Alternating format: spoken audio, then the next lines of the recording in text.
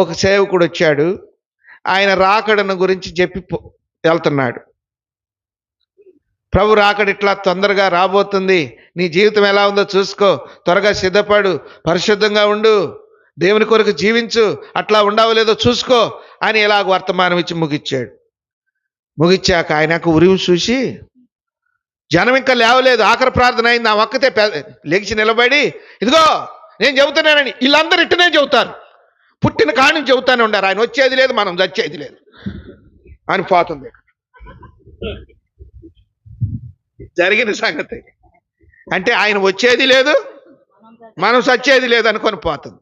మీరు నమ్మండి, మందిరం బైపాస్కి యువతలుంది, మందిరం బైపాస్కి యువతలుంది, బైపాస్ దాటి అవతలకు పోవాలి, ఆమె బైపాస్ దాటి అవతలకు పోవాలి, మందిరం విడిచిపెట్టారు. ఇంకెవరు మందిరంలోకి బయటకు రాలేదు.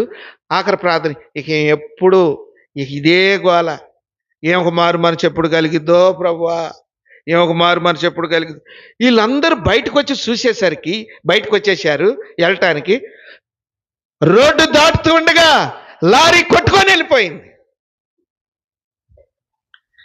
నీకు రక్షణ పొందుటకు సమయమో లేదు అంటే ఆమె ఏండ్ల తరబడిగా వస్తుంది కానీ ఆమెకేమీ లేదు, రక్షణ లేదు.